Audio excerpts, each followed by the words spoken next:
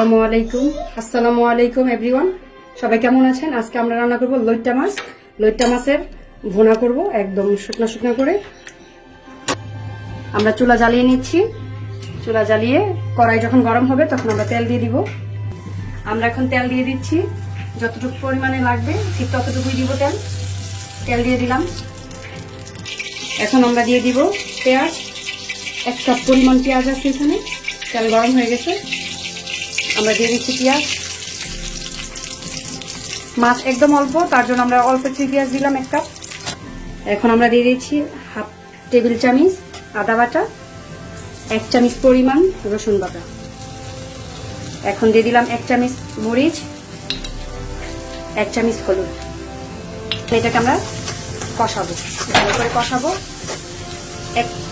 1 চামচ পরিমাণ লবণ দিয়ে দিলাম।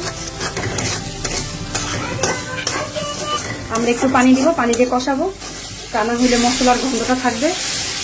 পানি দিয়ে কষাইলে গন্ধটা চলে যাবে।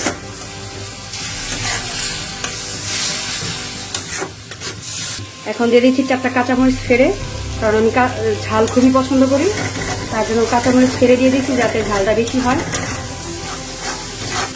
আমাদের এই মশলাটা ভুনা হয়ে গেছে। এখন আমরা একটু পানি দিব, পানি দিয়ে মাছটা দিয়ে একটু নেড়ে চেড়ে রাইতে দেবো।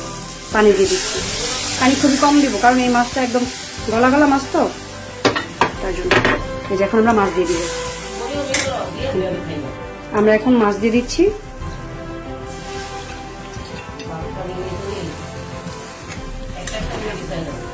আমরা মাছ দিয়ে দিলাম। এটা এখন ঢাকনা দিয়ে দিব, সিদ্ধ হবে। সিদ্ধ হবে একদম শুকিয়ে চরচর হয়ে যাবে। এটা একদম ভুনা হবে, শুকনা। এটা 15 মিনিট লাগবে পানি শুকাইতে। আর আমরা যেহেতু আমাদের গ্যাস কম খুবই, তো 15 মিনিট লাগবেই। আর এটা একদম শুকিয়ে ভুনা ভুনা হয়ে যাবে। আমাদের রান্না হয়ে গেছে, আর একটু বাকি আছে। একদম ঝুলগুলা পুরো টেনে যাবে, ঝুল টেনে পুরো ভুনা হয়ে যাবে, একদম শুকনা শুকনা হয়ে যাবে। আমার রান্না কমপ্লিট। আমি এখন ধনেপাতা দিয়ে দিচ্ছি, নামাই ফেলবো। এখনই নামাই ফেলবো, হয়ে গেছে, একদম শুকায় গেছে। আমি পরিবেশন করে আপনাদের দেখাচ্ছি।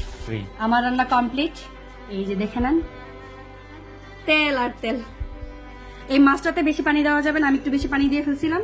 এটাতে খুবই কম পানি দিতে হয়, এটা গলে যায় খুবই। আর আমাদের চুলায় খুবই আঁচ কম ছিল গ্যাসের, তার জন্য এটা এরকম অবস্থা হয়ে গেছে।